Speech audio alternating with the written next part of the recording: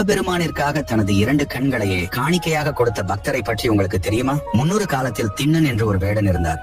ஒரு நாள் அவர் வேட்டையாடுவதற்காக செல்லும் வழியில் ஒரு சிவன் கோயிலை கண்டார். அந்த கோவிலில் இருக்கும் சிவலிங்கத்தை பார்த்தவுடன் திண்ணன் உள்ளத்தில் இனம் புரியாத ஒரு சந்தோஷம், மகிழ்ச்சி. உடனே சிவலிங்கத்தை வழிபட்டுவிட்டு இந்த லிங்கத்திற்கு காணிக்கையாக எதையாவது கொடுக்க வேண்டும் என்று நினைத்தார்.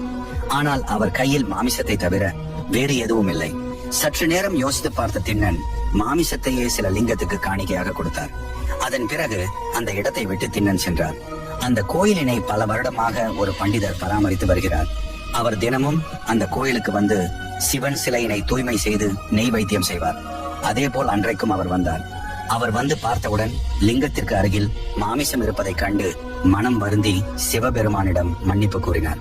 பிறகு அந்த கோயிலை தூய்மை செய்து லிங்கத்தை பராமரித்து விட்டு சென்றார். மறுநாள் ஒரு கூடை முழுக்க மாமிசத்தை எடுத்துட்டு வந்த திண்ணன் சிவலிங்கத்தை பார்த்தவுடன் அதிர்ச்சி அடைந்தான். ஏனென்றால் லிங்கம் முழுக்க அசுத்தமாக இருந்தது. இதை பார்த்த திண்ணன் லிங்கத்தை தூய்மைப்படுத்த வேண்டும் என்று நினைத்து அருகில் உள்ள அருவிக்கு சென்று தன் வாயினால் அந்த நீரினை உமிழ்ந்து கொண்டு வந்து லிங்கத்தின் மீது துப்பினார். மற்றும் தான் கொண்டு வந்த அனைத்து மாமிசத்தையும் சிவலிங்கத்திடம் வைத்தியம் செய்துவிட்டு சென்றார். இதை அறியாத பண்டிதர் அன்றைக்கும் கோவிலுக்கு வந்து மீண்டும் சிவலிங்கத்தின் அருகில் மாமிசம் மற்றும் எச்சில் இருப்பதை பார்த்தவுடன் மனம் உருகி வேதனையின் உச்சிக்கு சென்று விட்டார். அன்று பண்டிதரின் கனவில் தோன்றிய சிவபெருமான், நீ நினைப்பது போல் என்னை யாரும் அவமதிக்கவில்லை. நாளை நீ கோவிலுக்கு வெளியே மறைந்து காத்திரு. உனக்கு என்னை என்னுடைய உண்மையான ஒரு பக்தனை நான் அறிமுகப்படுத்துகிறேன் என்று கூறினார். அவர் கூறியது போல பண்டிதரும் கோயிலுக்கு வெளியே மறைந்திருந்தார். எப்போதும் போல கூடை முழுக்க மாமிசத்தை எடுத்து வந்து பார்த்த திண்ணனுக்கு ஒரு அதிர்ச்சி காத்திருந்தது. அது என்னவென்றால் சிவலிங்கத்தின் ஒரு கண்ணில் இருந்து இரத்தம் வழிந்து ஓடியது. இதை பார்த்த திண்ணன் என்ன செய்வதென்று தெரியாமல் திகைத்து தடுமாறி நின்றான்.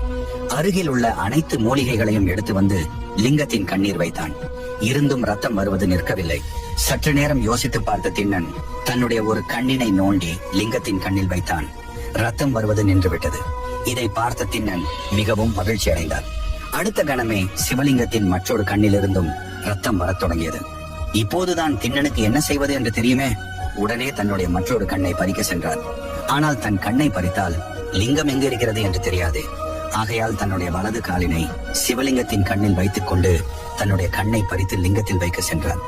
உடனே நில் என்ற ஒரு குரல். அது யார் என்று பார்த்தால் நாம் அனைவரும் வணங்கிடும் ஆதி பரமேஸ்வரர் தான்.